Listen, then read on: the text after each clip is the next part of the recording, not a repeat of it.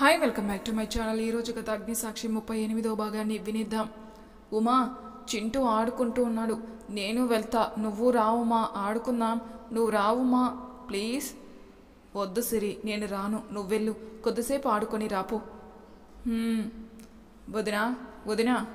ఏంటి శామ్, వంట చేసావు కదా నువ్వు? అయితే ఆ పద్మావతి ఆంటీకి పెట్టివ్వాలంట.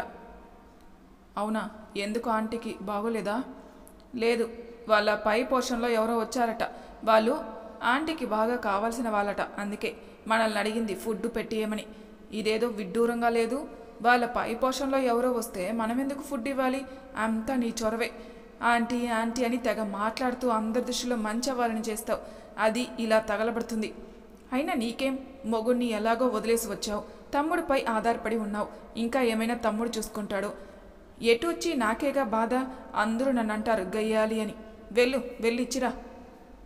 ఉమా ఫీల్ అవుతుంది. Aunty aunty. ఉమా, నువ్వొచ్చావా? నేను శామ్కి చెబితే అంటే తనకి పని ఉందని. అవునా? మేము ఫంక్షన్కి వెళ్ళాలి ఉమా. వచ్చాక తెలిసింది పై పోర్షన్లో అబ్బాయి వచ్చాడని. మా వాడి ఫ్రెండ్ చరణ్ ఫోన్ చేశాడు. అందుకే శామ్కి చెప్పాను. ఓ, ఇదిగోండి తీసుకోండి. ఉమా, ఏమైంది అలా ఉన్నావు? ఏం లేదా ఆంటీ, కొద్దిగా జ్వరం. అవునా? ఎప్పుడూ ఎందుకు నువ్వే పని చేస్తూ ఉంటావు? కాస్త మరదలికి కూడా పని చెప్పచ్చుగా. ఉమా స్మైల్ ఇస్తుంది. వస్తా ఆంటీ, కొద్దిగా పని ఉంది. సరే అమ్మా. ఏంటో శామ్ ఎప్పటికీ అర్థం చేసుకుంటుందో నన్ను అనుకుంటూ ఉంది ఉమా. అప్పటిదాకా అక్కడే ఉండి ఉమా కనిపిస్తుందా అని చూసిన మహికి తను కనపడకపోయేసరికి తన ఇంటికి వెళ్ళి తనకి కావాల్సినవన్నీ ప్యాక్ చేసుకుని అప్పుడే అక్కడికి వచ్చాడు. అబ్బా, కొద్దిగా ముందొచ్చుంటే బాగుండేదేమో. వచ్చి పైకి వెళ్తున్న మహితో, బాబు బాబు. ఆంటీ ఏంటండి? అంటే చరణ్ చెప్పాడు, అందుకే నీకోసం అన్నం. వద్దులేండి ఆంటీ, మీకు శ్రమ ఎందుకు? పైగా మీరు ఫంక్షన్కి వెళ్ళారని తెలిసింది. నేను బయట. అయ్యో బాబు, ఇందులో శ్రమే ఉంది. అందులోనూ ఈ వంట నేను చేయలేదు. ఏంటి ఆంటీ మీరనేది? అవును బాబు, అదిగో అక్కడ ఆడుకుంటుంది చూడు సిరి. ఆ సిరి వాళ్ళ అమ్మ చేసింది, ఇప్పుడే ఇచ్చి వెళ్ళింది. అవునా? బాబు తీసుకో, అసలే బయట ఫుడ్ అసలు బాగుండదు ఇక్కడంతా. Thanks aunty. ఇంకా ఏమన్నా కావాలంటే అడుగు బాబు. తప్పకుండా ఆంటీ. సిరి అమ్మ అంటే శామ్ వంట మొదటిసారి రుచి చూస్తున్నా, చూడాలి ఎలా ఉందో. అయినా ఉమా బయటకు రాదా అసలు అనుకుంటూ వంట రుచి చూడగానే, ఇది ఉమా చేసిన వంట కదా, ఆంటీ ఏంటి సిరి వాళ్ళ అమ్మ అంటుంది అనుకుంటూ ఇన్ని రోజులుగా ఉమా చేసిన వంట తినలేని మహి ప్రేమతో తృప్తిగా తిన్నాడు. తనకు చాలా ఆనందంగా ఉంది. ఆ సంతోషంతోనే నిద్రలోకి జారుకున్నాడు. అలా ఉదయాన్నే లిల్లీ లిల్లీ అంటూ సిరి ఇంత మొద్దున్నే ఎవరు అనుకుంటూ లేచిన మహికి తన ఎదురుగా పింక్ కలర్ ఫ్రాక్లో బాబీ డాల్లా దర్శనమిచ్చింది. సిరి లిల్లీ లిల్లీ లిల్లీ లేదా, ఎక్కడికి వెళ్ళింది అంటూ ఇల్లంతా తిరుగుతూ ఉంది. ఇంతలో మహి బుజ్జి తల్లి అనుకుంటూ దగ్గరికి తీసుకుని ముద్దు పెట్టుకున్నాడు. లిల్లీ ఎవరు? లిల్లీ నా ఫ్రెండ్. ఇక్కడ లేదా? లేదు, నువ్వు చాలా అందంగా ఉన్నావే. అక్కడే నిలబడి ఇవన్నీ చూస్తూ యూకేజీ చదువుతున్న చింటూ, సిరి ఇలారా. ఏంటి అలా ఎవరు పడితే వాళ్ళ దగ్గరికి వెళ్తావు? నీకు మీ అమ్మ చెప్పలేదా అలా వెళ్ళొద్దని? చింటూ, తిన నా ఫ్రెండ్. ఏంటి ఎంతెత్తున్నాడు? ఫ్రెండా? పదా వెళ్దాం. చింటూ, మళ్ళీ నీ పుట్టినరోజు కదా, చాక్లెట్ ఇవ్వు అంకుల్కి. ఇతను నాకు తెలియదు కదా. నాకు తెలుసు, ఇవ్వు. ఇదిగోండి, పద ఇంక వెళ్దాం. సిరి బాయ్ అని చెప్పి వెళ్ళిపోతుంది. అబ్బా, ఎంత ముద్దుగా ఉంది. తనను చూస్తుంటే ఎందుకో నాకు తెలియని అనుభూతి కలుగుతుంది అనుకుంటూ ఆఫీస్ టైం కావడంతో కిందికి వస్తూ అక్కడ ఆంటీ అంటున్న మాటలు వింటూ వస్తున్నాడు. నరేష్ని ఫ్రెండ్ వచ్చింది, నిన్ను వెతికింది కూడా. ఎంత బాగుందో ముద్దుగా. అవును, నువ్వెప్పుడొస్తున్నావు? నేను చెప్తాలే రాఖీకి ఫోటోలు పెట్టమని. కాదు, సిరి వాళ్ళ అమ్మ పేరు ఉమా, చింతూ వాళ్ళ అమ్మ పేరు కీర్తి. ఆ మాట వినగానే వెళ్తున్న మహి ఒక్కసారిగా ఆగిపోయి అలానే చూస్తున్నాడు.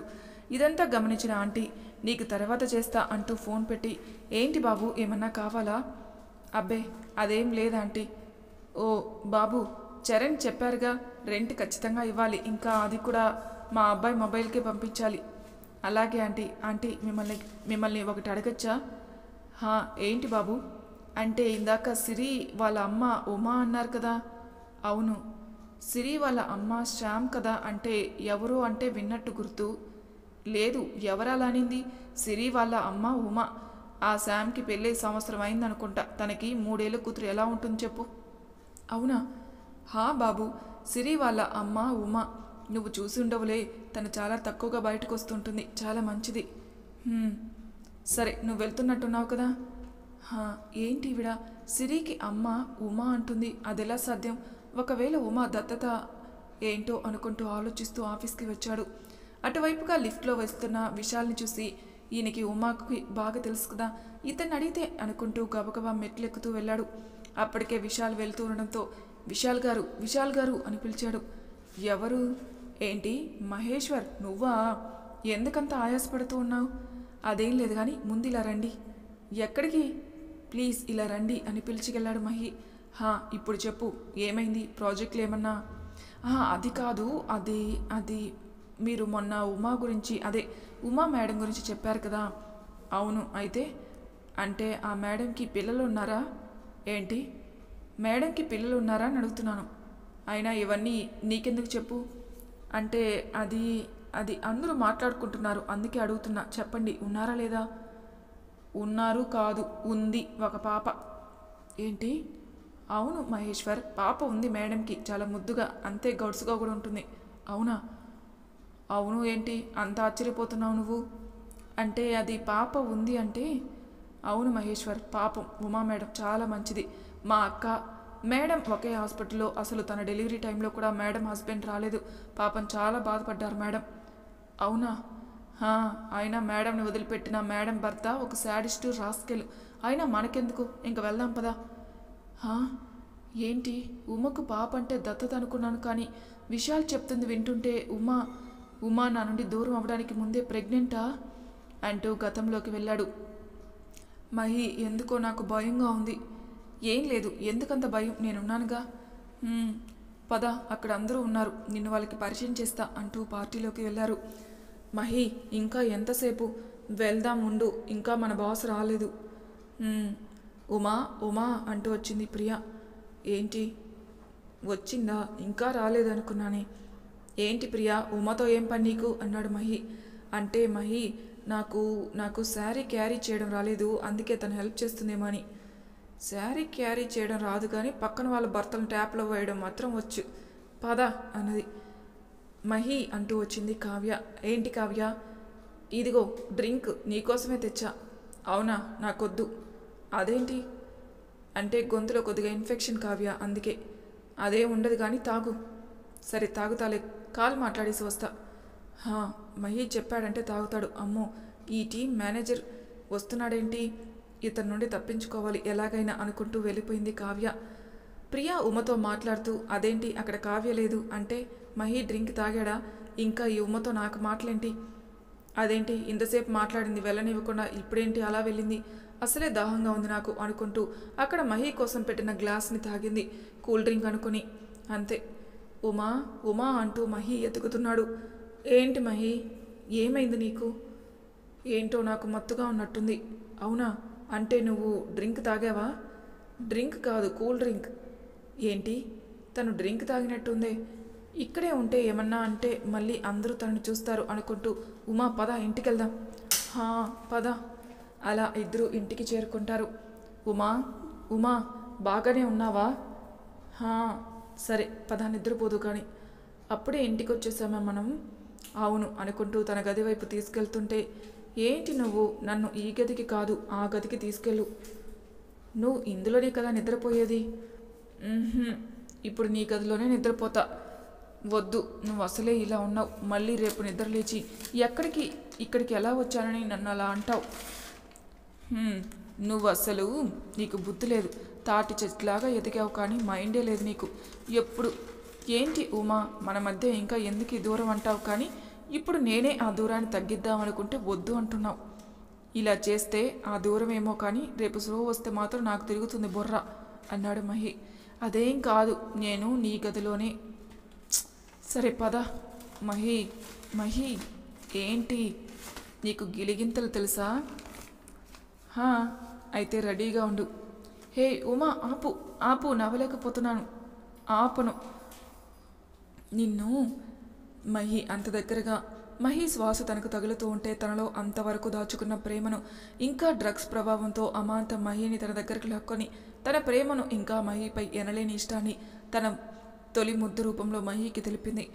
ఊహించని ఆ రియాక్షన్కి ఇంకా ఉమాలో ఈ మార్పుకి మహికి ఎలా రియాక్ట్ అవ్వాలో అర్థం కాక అలాగే ఉండిపోయాడు. ఉమా, ఏంటిది? నువ్వు ఇంక నిద్రపో, నేను నీ గదిలోకి వెళ్తున్నాను, నువ్వు అసలే మత్తులో ఉన్నావు. మహి మహి ఆగు ఆగు, ఐ లవ్ యూ మహి, నువ్వంటే నాకు చాలా ఇష్టం, కానీ ఎక్కడ దూరం అవుతావు అన్న భయంతో ఎప్పుడూ చెప్పలేదు, కానీ ఇప్పుడు చెప్తున్నాను, లవ్ యూ మహి.